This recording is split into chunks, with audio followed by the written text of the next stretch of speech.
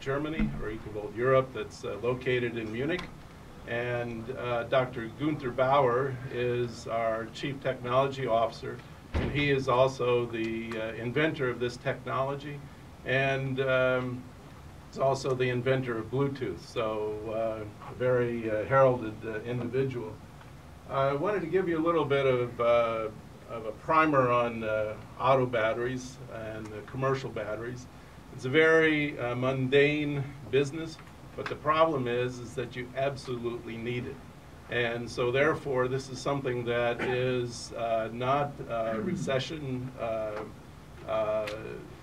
it's recession-proof, and in fact, it grows during a recession. But essentially, right now, there are three primary competitors out there: Johnson Controls, which has about 40% of the market, Exide, and East Penn. Johnson Controls tried to buy this technology about 8 or 9 years ago, and the inventor did not sell it because he felt that they would just table this invention. For 135 years, they have tried to figure out how to eliminate stratification of the electrolyte in batteries. This is the first time it's ever been done on an economic scale. This was developed over 13 years. It has been tested in laboratories here in the United States by independent labs that work with the OEMs. We provide superior performance. Essentially, we're able to, at a minimum, extend the life of the battery 2x. In addition, what happens is that, and I'll show you in a slide, typical batteries drop down below 12 volts as their output about 30% into their life. With all the electronics that are going into both commercial applications and into your SUVs with TVs and everything else, essentially everything runs on watts. Watts equals volts times amps. If you don't get the volts, you get the amps. If you overamp everything, you burn it out. So essentially there's a significant, especially in the consumer side, of a return on investment by utilizing our batteries. It's a large, stable market. 125 million batteries are sold every year, increasing by 2 to 3% a year. And we have a very unique, by utilizing the European standards, we're able to bring into the market a, let's say, rationalized battery matrix. We have a strategic partner, the Energy Battery Group. They currently are responsible for 8% of all the aftermarket sales in North America. If you take that to all the battery sales, that's about 4%. Essentially, Energy Battery Group can buy every battery that we can produce for the next 4 or 5 years and still not get beyond what they purchased in 2013. We have a patented technology. It's covered by 94 patents around the world, 2 of which are here in the United States. We have, we believe, good financial projections for us, and we have ongoing R&D here through Dr. Bauer in Munich. We were founded here in New York in 2010. We own a perpetual license through IQ Power, which is a Swiss company but operates out of Germany. It's on the German stock exchange. We also own an exclusive license for energy storage for these batteries, and I'll talk a little bit about it because you just saw something about fuel cells, where we think that good old lead-acid batteries can be utilized because of the cost at a very advantageous rate. Essentially, the 3 primary competitors here believe that there's a very high barrier to entry into this market. The reason for it is that there are a whole bunch of SKUs out there that you would have to produce in order to get into the market, and so therefore they feel that somebody like us can't come into the market. Well, we can, and we'll show you how. Essentially, by utilizing the European standards, we're able to take the 47 different box types, and the reason why we got to 40, actually it's 84 box types are used, but 47 produced 99% of the sales. How we got there was the automotive companies owned the battery companies. AC Delco was GM, Motorcraft was Ford. And so what they did was they created a different battery box for every different model of car.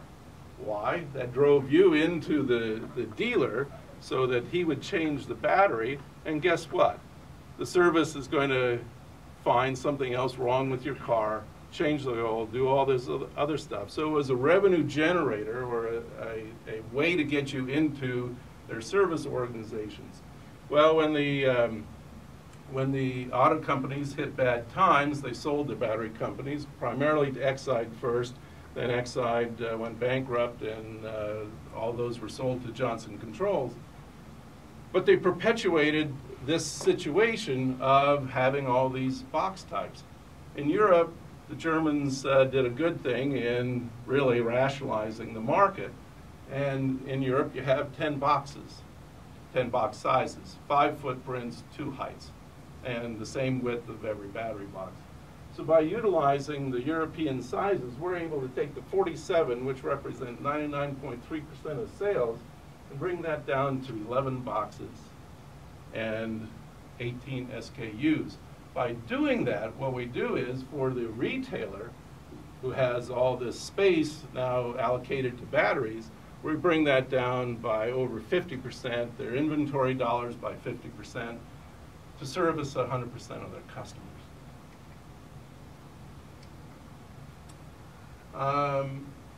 We currently have product out there with the BCI, or the 65, which is for your Ford F-150 and a lot of your Econoline vans, and then the BCI 31, which goes into all of your commercial vehicles, the 18-wheeler trucks and all that. Why did we focus on the commercial side first? Because there's a tremendous economic advantage for the commercial operator to utilize our product. We'll bring in the golf cart batteries, which it's another huge market by the end of this year. Products that are currently sold through EBG, I told you that they represented 8% of all aftermarket batteries. They just leased a big warehouse in Flemington, New Jersey, to take care of their expectations of the flow-through of our product.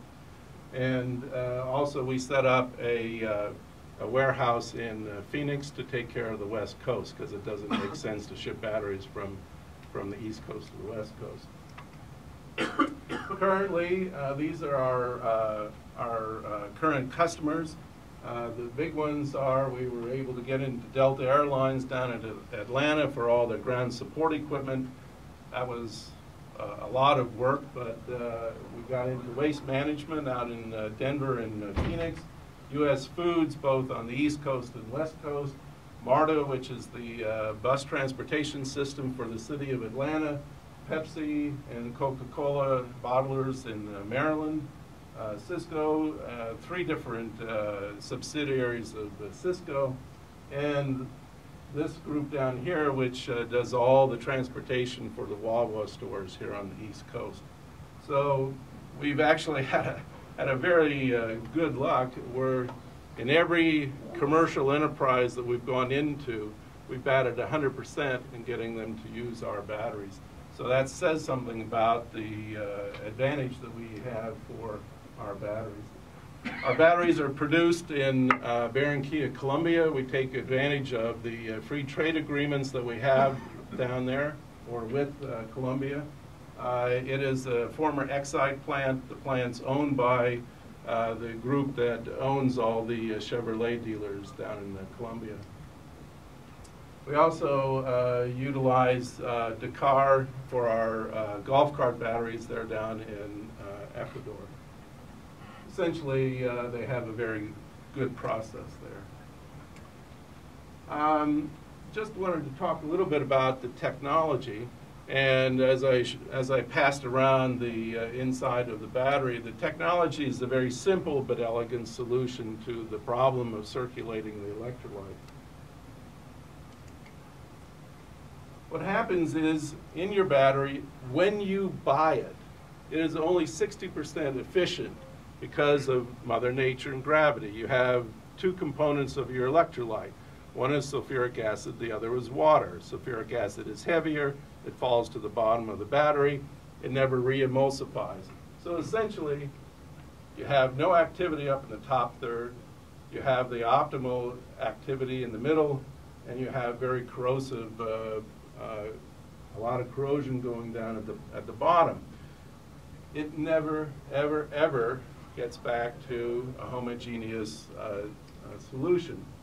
And in fact, essentially, if you thought about it, you wouldn't buy a battery because it's only 60% efficient if you had an alternative. We're the only ones out there that have this technology. And it's through the bridge and pier technology that I showed you. What I want to show you here is that this is a simulation of the inside of a battery driving at 45 miles an hour and with the acceleration and deceleration that you have typically.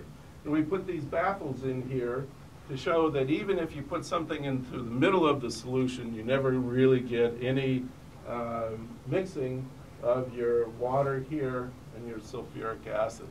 So no matter what you do, unless you put it probably into a paint mixer, you will never get your battery back to optimal performance.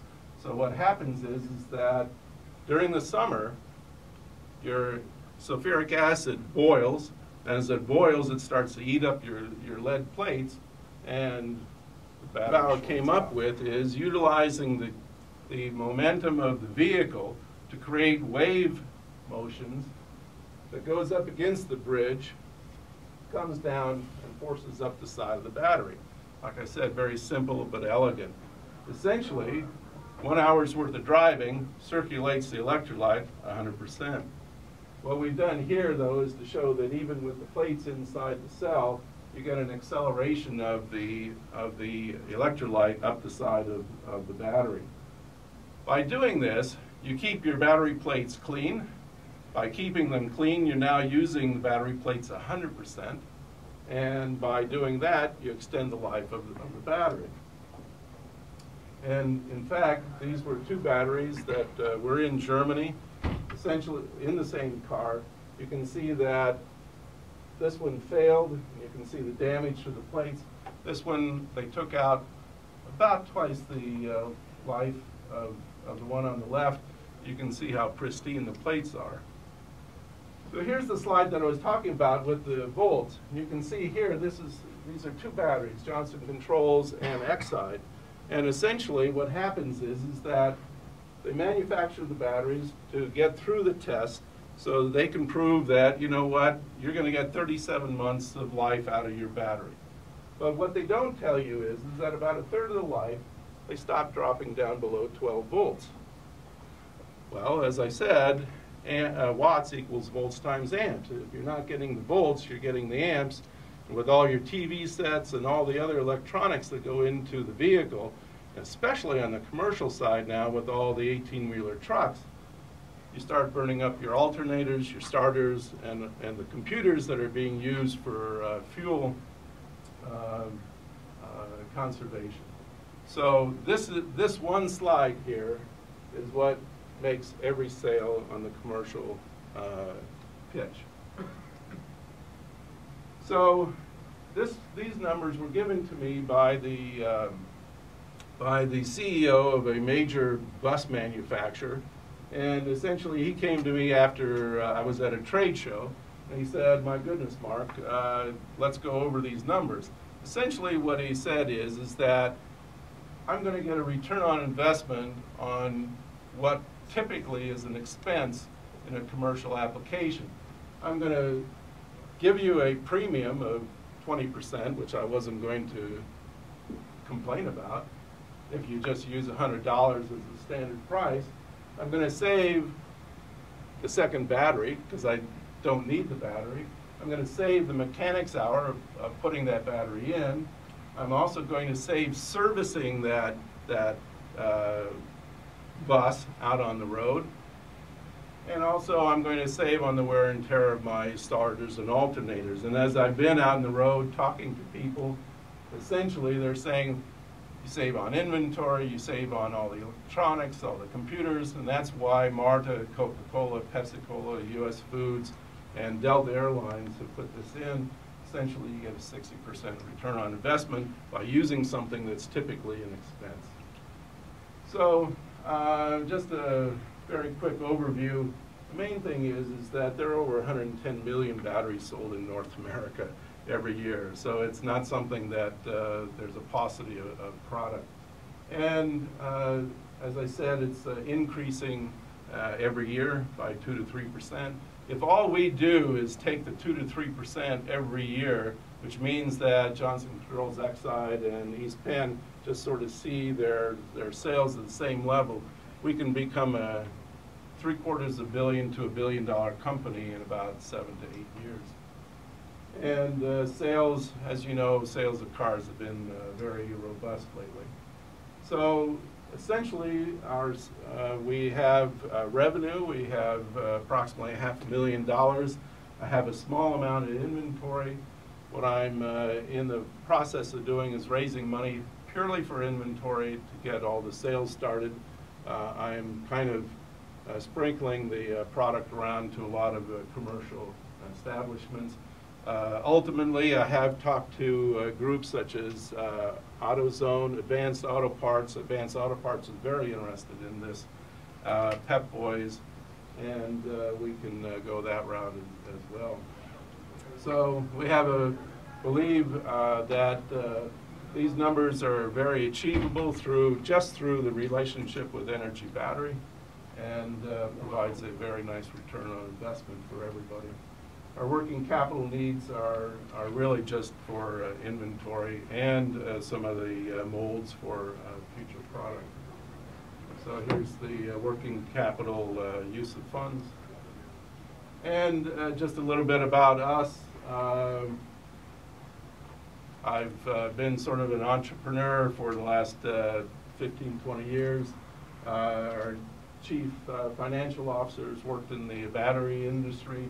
My business partner helped start the first pharmacy benefit management company, took it public on the New York Stock Exchange, and sold it when it had revenues of $1 billion. I helped start a computer software company back in the mid-90s, took it on NASDAQ and sold it. Rick Halleck is the CEO of Energy Battery Group, and Dr. Bauer is the Chief Technology Officer. He resides in Munich, Germany, which is the reason why we're here. So, any questions? Yes, sir. Back to the savings page, it seems to me that there's also a significant savings from reduced battery disposal cost. Absolutely. This is just to the commercial application. But when you really start thinking about the eco effects of using our batteries, all the way through the stream, if you're not having to buy that second battery, you're not smelting, you're not doing all that. The battery is 99.8% recyclable. All the lead is reused, all the plastic is reused, the water goes to water, and the sulfuric acid goes into fertilizer. So essentially, your lead-acid battery is the most eco-friendly product in the world. It has a $1 trillion infrastructure for recycling, and 94% of all batteries in North America are lead-acid batteries are recycled. So almost all of our internals are from recycled materials. So you're absolutely right. There's a whole another amount of money that we can put over here to the side on how we can save not only in cash, but also in pollutants going into the air.